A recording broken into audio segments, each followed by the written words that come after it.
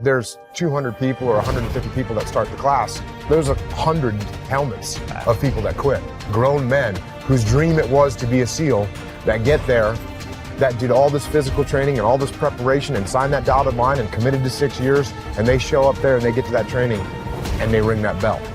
No one knows who's going to make it through that program. The only way to know what's in the core of a human being is to rip that thing apart and see what's in there. And until you rip it apart and see what's in there, you don't know. What does it take to not ring the bell? Don't quit. People always ask me, what should I concentrate on? What's your advice for me going to BUD/S? Don't quit. Don't quit. Like, train hard, don't quit. Well, if you want to be a good leader, you have to understand human nature. And the places where human nature reveals itself most clearly are times of extreme suffering and inhumanity. I had a bunch of hard-headed, very determined, thick-skulled guys that, I had to get them to do what I wanted them to do. I had to get them to want to do. Trust is built on relationships. Relationships are built on trust. If you don't trust me, we don't really have a relationship. My first platoon, we were doing a training operation. We get into this tactical situation. Everyone in my platoon is focused on one area. Everyone's looking down their weapons, waiting for a threat to expose itself, which means you got 16 guys looking down their weapons, and I'm waiting for someone to make a call. I was a new guy. I'm waiting for someone above me in the chain of command to say, hey, move here, or hey, move forward, or make some kind of a decision. And as I'm waiting, no one's doing it. So I'm a new guy. I'm scared to say anything, and I know I shouldn't say anything, so I'm just waiting, and no one's giving an order. No one's giving any direction. So I wait longer.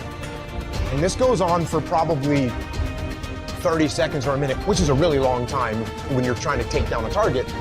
And finally, I said to myself, all right, I'm gonna see what's going on. So I actually point my weapon at the ceiling, and I take a step back, and I just look around. And I see that every single person in my platoon, including my platoon commander, including the assistant platoon commander, including the platoon leading petty officer, everyone is just focused on their weapons, and no one's making a decision. And I can see this. And because I'm looking around, and I'm detached from the scenario, just by 8 inches, I stepped back to look around.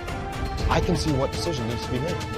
And so I summoned up as much courage as I could as a new guy, because new guys don't make decisions. And I said, hold left, clear right, which is a basic command that we had rehearsed and you would practice.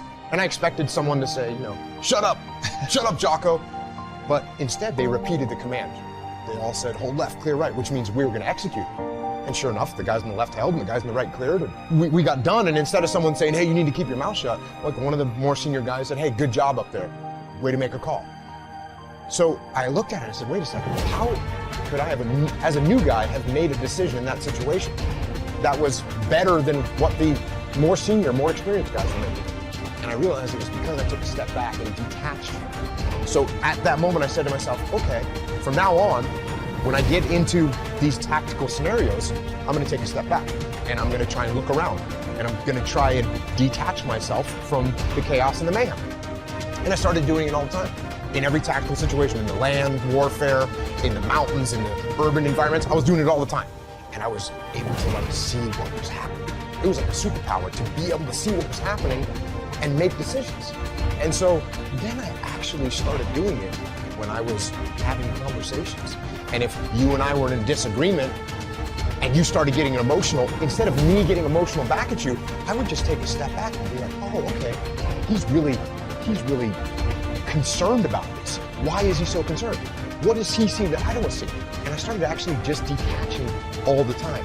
And that became a very powerful tool in leadership that I use to this day. My second platoon, our platoon commander, the guy actually in charge of the whole platoon, he's not very experienced. He didn't listen. He didn't take advice. He didn't take guidance. Everything was like his way or the highway. And we had a meeting inside of our platoon. We went to our commanding officer and said, hey, sir, we don't want to work for our platoon commander. He doesn't listen. He's arrogant. And eventually what ended up happening was this guy got fired. as our platoon commander. And that left an impact on me because as I'm watching this going, I'm thinking to myself, why don't we like this guy? Why doesn't anyone want to listen to this guy? Why don't we want to follow this guy? And the reason, because he was arrogant and he didn't listen and he didn't give us any ownership of everything. Everything was about him. And that would have made an impression on me. That would have left a mark. But the mark got left even more clearly because when that guy got fired, the guy that came in and took over for him was like, I hate to use the word legendary, but he was a pretty legendary SEAL, had a ton of experience. He'd come up through the ranks and he had been stationed at every different kind of SEAL team. And he took over as our platoon commander. And I kind of thought to myself, well, he's going to take over because we're a bunch of mutineers and they need to put someone really strong that's going to like whip us back into shape. So I was anticipating that we were going to have this super hardcore guy. And this guy shows up and he's got a nice smile on his face and he's super humble. And I remember one of the first things he said to us was like, I look forward to working with you guys. And I was, that word right there, I'm gonna work with you guys. Not I'm in charge, I'm glad I'm taking over, I'm glad to be your commander. It was nothing like that. He said, hey, I'm looking forward to working with you guys. So all of a sudden it was totally different. And he started putting us in charge of things. Instead of him coming up with a plan, he would say, hey, you guys come up with a plan and let me know how you wanna do it. And all of a sudden we had all this ownership. And that made me reflect on the way the first guy had acted compared to the way this guy had acted. And I realized how important it was to be a humble leader and to listen to other people and to give ownership to other people. In the 3rd platoon, it was a good solid platoon and we had a good platoon commander and we were out in the desert doing some training and some targets popped up and we started engaging the targets like we're supposed to and everyone gets in the prone position and is returning fire. And I did what I had been doing this whole time, which was detach. I kind of took a step back, shot a couple rounds, then kind of pulled back and looked to see what was going on. And I saw the call that needed to be made. And I gave the platoon commander a couple seconds to make a call, and he didn't make it. So, I made the call, peel left. And everyone said, okay, peel left. And we peeled left, and we left the scenario, and we got our distance, and then we stopped the training exercise, and we did a little debrief. And during the debrief, the platoon commander, he said to me, well, why did you make that call? And I said, well, I could see what we needed to do, and you hadn't made a call, so I made the call. And he goes, well, I actually didn't want to peel left. I wanted to assault the target. And right there in that split second, I kind of thought to myself, well, like part of my ego flared up and I was kind of thinking I could have said something along the lines of, well, you need to make a call faster. If you're not going to step up and lead, then I'm going to do it. Like I could have said that. But I realized at that moment in time, wait a second, I didn't need to make a call. The problem could have developed more. But for some reason, I thought that I needed to be the guy. And I said, no, you know what? You don't need to be the guy. You're a leader. You need to support your leader. And it's not about you. And what you have to do is subordinate your ego and be supportive of the person that's in charge, and you move forward together as a team. Because that's what it's about. It's not about me, it's about the team. There's a word that people bring up a lot, and I think they're pretty interchangeable, and it's relationships and trust, right? Trust is built on relationships. Relationships are built on trust. If you don't trust me, we don't really have a relationship.